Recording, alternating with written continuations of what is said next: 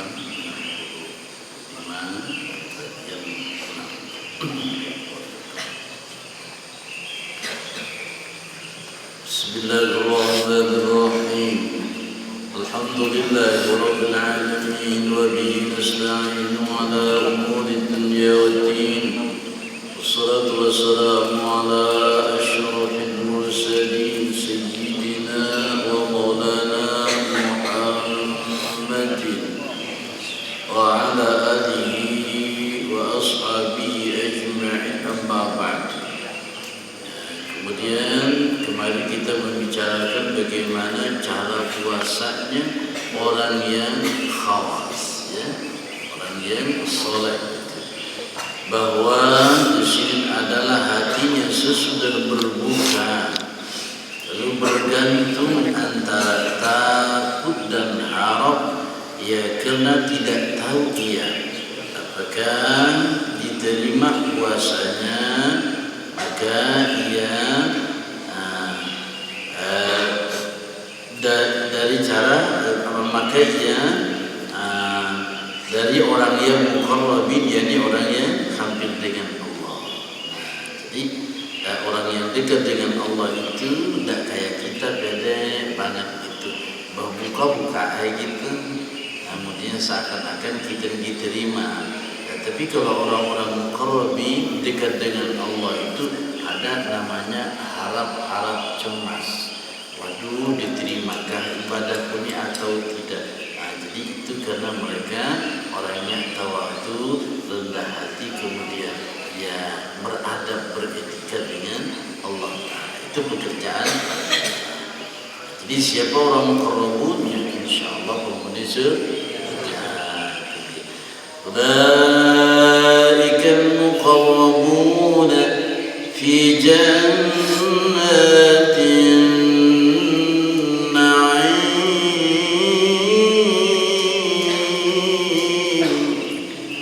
المقربون في جنات النعيم. Mudah-mudahan kita masuk ke sana. Nah, ataukah ya ditolak puasanya, nggak tahu katanya itu etika hatinya ada, maka ia daripada orang yang dimurkai dan hendaklah seperti itu antara takut dan harap. Nah, pada akhir tiap-tiap ibadahnya itu. Jadi kada puasanya setiap sembahyang berprasangka dalam hati Allah, mudah-mudahan ibadahku diterima.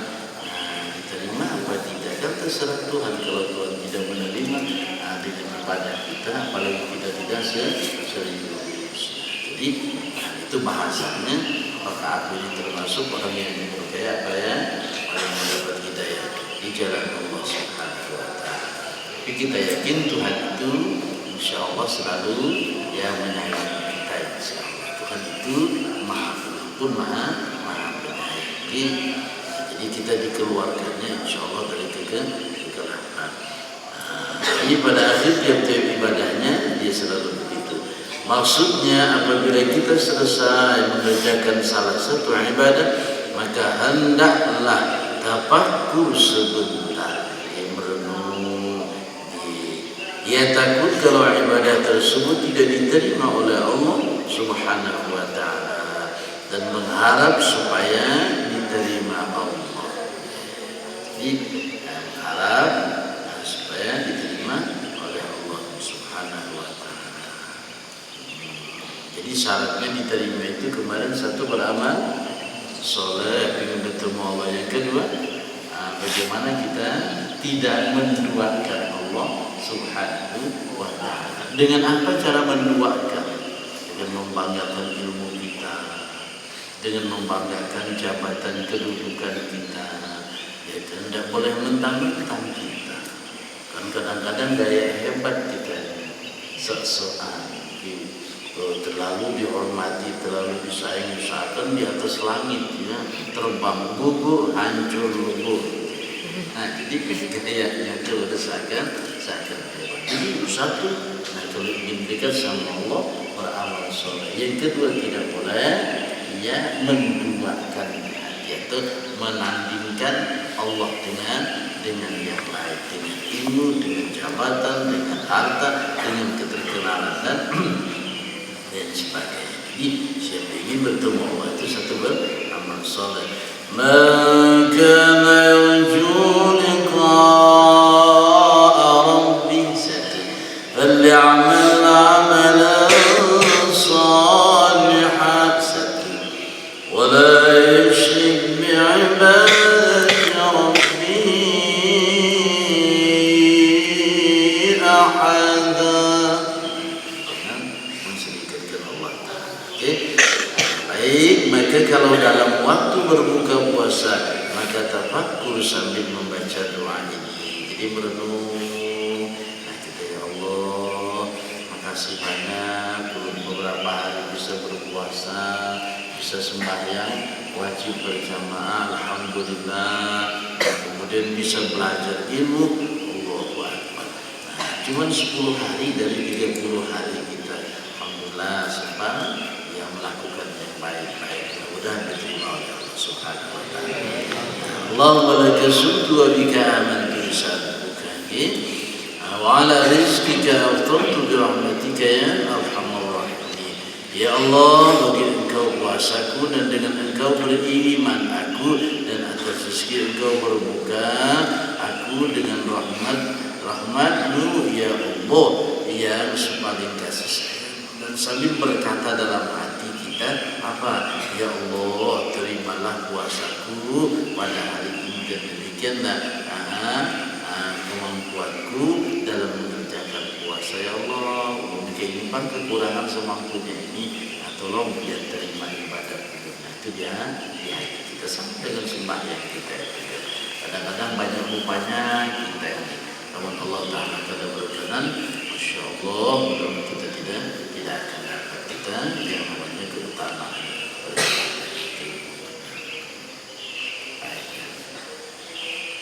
Qala al-Imam Al-Ghazali fi Ihya wa man fahima ma'na as-sawm wa sirruhu alima anna masala man kaffa 'an al-akli wa al-jima' wa afṭara bi mukhalatati al-azan kaman masa 'ala 'adl min a'dha'ihi fi al-wudu' thamarat فقد وافق في الظاهر العدد إلا أنه ترك المهم وهو الغسل فصلاته مردودة عليه بجهله. Berkata Imam Ghazali Muhammad bin Muhammad di dalam Ihya Ulumuddin, kitab Sidin karangan Sidin. Dan barang siapa di sini paham makna puasa atau hakikat puasa dan rahasianya puasa, niscaya tahulah ia bahwasanya perumpamaan orang yang mampu menahan makan dan minum dan jima, mencampuri istrinya atau berkumpul, dan berbuka ia dengan mengerjakan bermacam-macam dosa.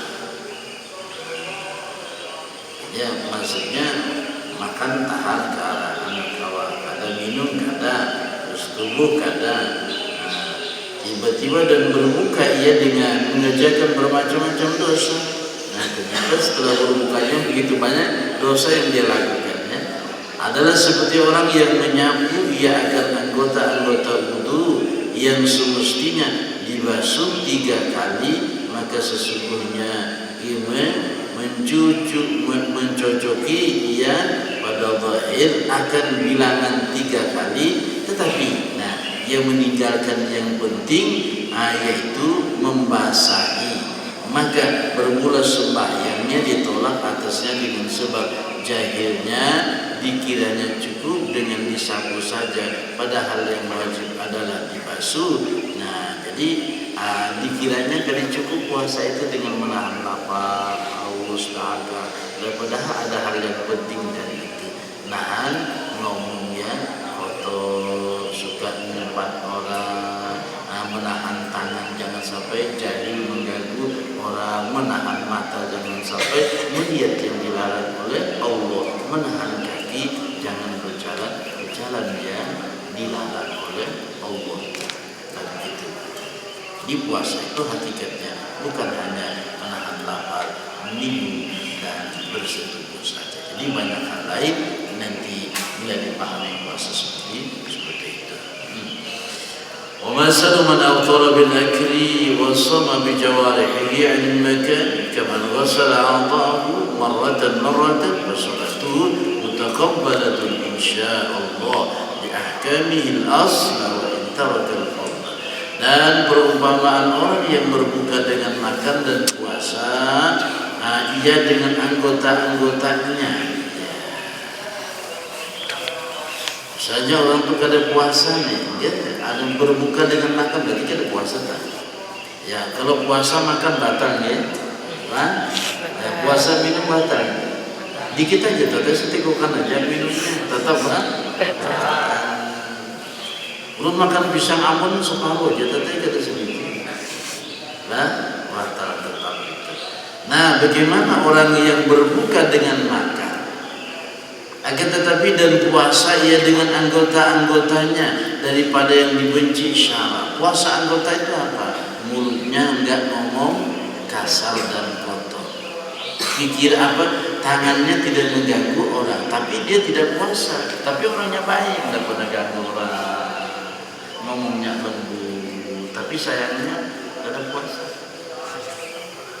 Tapi anggota tubuhnya puasa, tidak nyakiti orang, mulutnya puasa, tangannya tidak menjahiti orang, puasa, kakinya tidak jalan ke tempat yang dilarang oleh. Bagaimana kalau orang begitu? Nah, artinya secara zahir orang itu tidak boleh puasa, tapi anggota tubuhnya puasa. Arti puasa kan tidak menyakiti orang, tidak mengganggu. Nah, bagaimana kalau begitu? Nah, yang dilarang oleh syariat dia tidak lakukan. Adalah seperti orang yang membasuh segala anggota wudhunya satu kali saja, maka bermula sembahyangnya diterima insya Allah karena melaziminya akan yang asli yakni pokok dan sekalipun meninggalkan yang afdal. Nah, jadi ternyata kan kita itu berpuasa tidak boleh maksudnya berbeda-beda, harus sesuai antara puasa yang syariat dengan anggota tubuh tadi. Nah, Ustaz misalnya sembahyang rajin, tapi rajin juga menyakiti dia. Ustaz sembahyang rajin, baca Quran rajin, tapi mulut Ustaz ya Allah ember banget. Ada nanti gana lagi sangkung. Biar jahat ngomong wah dulu anjir loh, pokoknya macam-macam ngomong ya, kaki aneh, anjing ngomongnya dasar ular kadung, menyambati kawan ketujuh jangkrik, kawan mana awak pernah mandi jangkrik, pada jangkrik 100, jadi ngomongnya itu kasar gitu. Tapi rajin Ustaz belajar.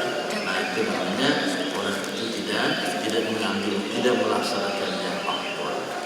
Jadi yang afdal itu bagaimana kedua-duanya kita bisa laksanakan. Nah, kita tahu. Insyaallah. Jadi puasa itu tidak main-main, ada tingkatan-tingkatan. Mudah-mudahan kita bisa meningkat bukan hanya sekedar menahan lapar, haus dan bersyukur. ومثل من جمع بينهما كمن غسل كل عدو مرات فجمع بين الأصل والفضل وهو الكمال. Dan perumpamaan orang yang menghimpun antara keduanya, Masya Allah, makna menahan diri ya, menahan dari yang membatalkan puasa, makan, minum dan bersuku tubuh, dan kemudian menahan segala anggota daripada segala maksiat. Nah, jadi keduanya luar dan dalam adalah seperti orang yang membasuh anggota-anggota wudu sebanyak 3 kali, maka dia menghimpunkan antara yang menjadi pokok dan yang afdal. Subhanallah. Dan ia adalah disebut puasa yang sempurna. Maksudnya gimana Ustaz? Kesimpulan tadi, puasa orang khusus ialah menahan dari segala yang membatalkan puasa dan menahan segala anggota dari segala maksiat. Nah, jadi dua. Jadi puasa zahirnya syariatnya dia laksanakan, kemudian indranya anggota tubuh yang lainnya juga ikut berpuasa dengan tidak bermaksiat. Apa itu bermaksiat? Seperti kata-kata Ustaz, kasar menyakiti perasaan dia itu adalah mulutnya bermaksiat. Lalu kemudian matanya, misalnya ada anak perempuan lewat, masya Allah, sweet, boleh ya. Kata sekali begitu mata aja ya, begitu mata aja. Itu namanya mata kita maksiat, karena perempuan itu bukan miliki. Sudah ampun pian boleh, bukan sekadar melihatnya, makai juga boleh. Kalau sudah milik itu maksudnya. Masya Allah. Sedikit. Sekarang yang itu puasa orang khusus. Sekarang saumu khususil khusus. Apa yang dimaksud dengan saumu khususil khusus ya? Wa amma saumu khususil khusus, saumul qalbi 'anil himam ad-daniyati wal afkar ad-dunyawiyyati wa kafuhu amma siwa Allah 'azza wa jalla bil kulliyah. Dan adapun puasa khusus maka yaitu puasa hati, masya Allah. Dan bukan hanya mulut puasa, bukan hanya anggota puasa, bahkan hatinya berpuasa. Nah, bagaimana bisa puasa hatinya? Dari kemauan-kemauan yang hina dan pikiran-pikiran duniawi, dan menahan hati dari selain Allah Subhanahu wa ta'ala secara keseluruhan. Maksudnya bagaimana? Puasa khusus bagian yang ketiga ini yaitu mampu orang itu menahan dari yang membatalkan puasa, apa itu? Makan, minum, bergaul dengan istri, dan mampu menahan segala anggota dari bermaksiat kepada Allah, dan ketiga, dan menjaga hatinya jangan sampai lupa daripada ingat kepada Allah Subhanahu wa ta'ala. Inilah puasa orang khusus.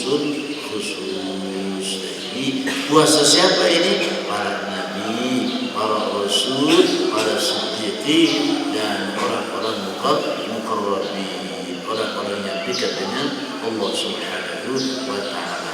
Lidah ke halaman 969 kesimpulan bahwa puasa orang khusus ialah menahan segala yang membatalkan puasa dan menahan segala anggota daripada bermaksiat kepada Allah, dan memelihara hati jangan sampai lupa kepada Allah Subhanahu wa ta'ala.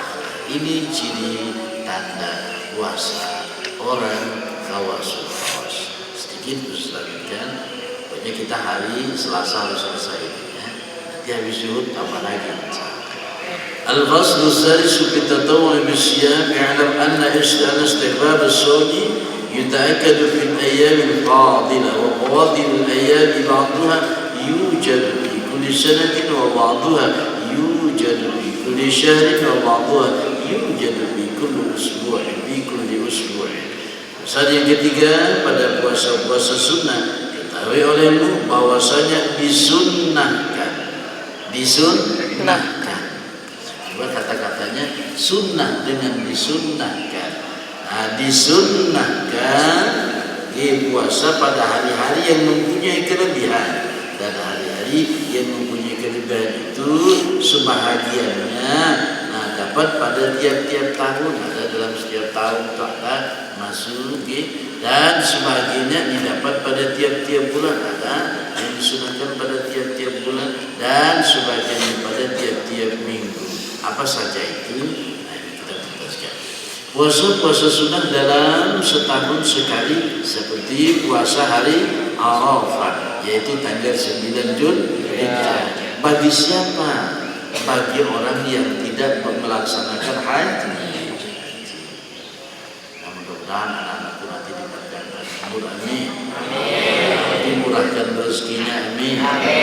Insya Allah menjadi tamunya Allah, duyuf Rahman amin. Menyaksikan nanti kaki kita menginjak tanah suci tempat lahirnya Rasulullah. Dan kemudian nanti berziarah ke Maqbarah Dhari'ah, kuburnya manusia agung yang kita puja-puja dan kita selawati baginda Rasulullah sallallahu alaihi wasallam. Ummatul khatam. Itu puasa yang tahunan. Kemudian puasa hari Asyura sebelum Muharram. Ini banyak kejadian, banyak cerita tentang Muharram ini. Nanti ada kitab khusus yang membahas tentang kelebihan bulan Muharram dan cerita, termasuk diselamatkannya Nabi Musa dari kejaran Fir'aun, termasuk Muharram. Kemudian puasa 6 hari bulan Syawal. Nanti kita selesai Ramadan, nah hari Idul Fitri kita berbuka. Nah, hari Idul Fitri boleh tak kita puasa? Hukumnya haram. Apa arti haram? Masya Allah, sudah pada pintar. Apa arti sunnah? Apa yang dimaksud dengan makruh? Dikerjakan tidak benar. Contoh misalnya makan makanan yang terlalu panas dan terlalu pedas, nah itu dia makruh itu. Atau terlalu harum, contohnya petai dan jengkol.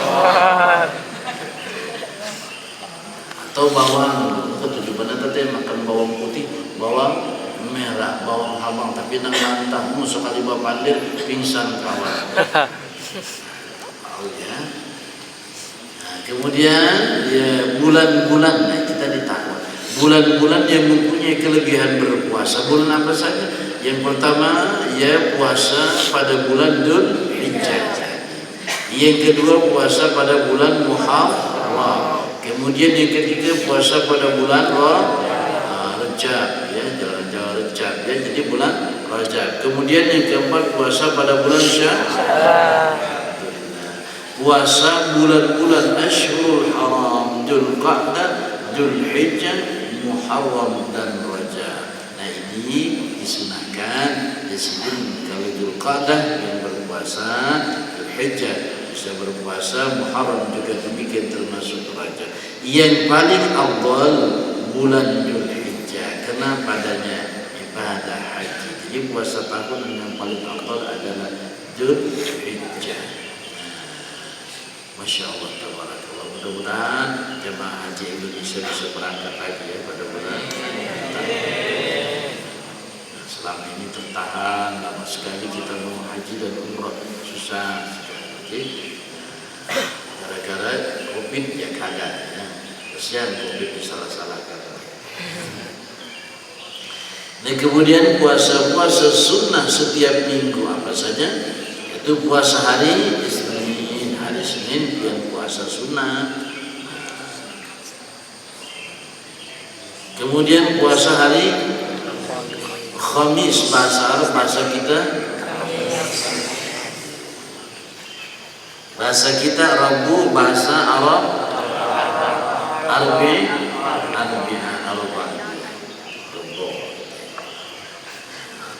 Jadi ada bahasa yang penting sama tujuan ya. Jadi itu puasa-puasa setiap minggu itu disunahkan. Kemudian puasa sunnah tiap-tiap bulan apa saja puasa sunnah tiap bulan. Yang pertama puasa hari Bid, yakni hari-hari putih atau disebut dengan Ayyamul Bid. Nah, kenapa jadi disebut Ayyamul Bid? Artinya hari putih apa maksudnya? Berarti ada hari hitam ya. Ya karena tanggal 13, 14, 15 itu biasanya bulan purnama cepat coba pian malam. Tapi bila masih tanggal 5, tanggal 6, tanggal 7 bulan tuh masih belum muncul. Tapi kalau sudah 13, 14 biar jam 10 malam terang itu terlihat bersih dan putih, maka disebut Ayyamul Bid. Nanti ada hari-hari hitam. Apa hari hitam? Tanggal 28, 29, 30 coba gelap lah. Ya, itu dia, itu bahasa. Jadi disunahkan 3 hari puasa kayak lebih. Kemudian nanti ada lagi disunahkan 3 hari awal bulan, 3 hari pertengahan, 3 hari terakhir. Supaya paham agar nanti kita suatu saat orang bertanya kita menjawab. Jadi kalau ingin tahu, laksanakan semua itu biar nanti ketika ditanya mana orang yang puasa Senin Kamis pernah kita, mana orang yang pernah puasa Ayyamul Bid juga pernah kita. Itu jadi setiap kebaikan, nah kita mesti ikut di sana juga. Barakallah, mudah-mudahan bermanfaat. Nanti kita lanjut al-i'tikafu fi lailatul qadr, ya. Bagaimana bahasa i'tikaf? Insyaallah ya pada siang hari nanti mudah-mudahan kita diberikan kesempatan. Amin. Amin.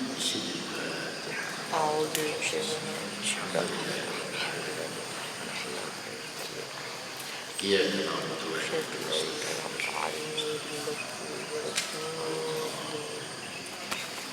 Bismillahirrahmanirrahim. Alhamdulillahirabbil alamin. Allahumma shalli wa sallim wa barik ala sayyidina Muhammadin wa ala alihi wa ashabihi ajma'in. Rabbana ighfir lana dhunubana wa liwalidina warhamhum kama rabbayana shighara wa li jami'il muslimina wal muslimat wal mu'minina wal mu'minat ya rabbal alamin. Sallallahu ala sayyidina wa maulana Muhammadin wa ala alihi wa ashabihi ajma'in.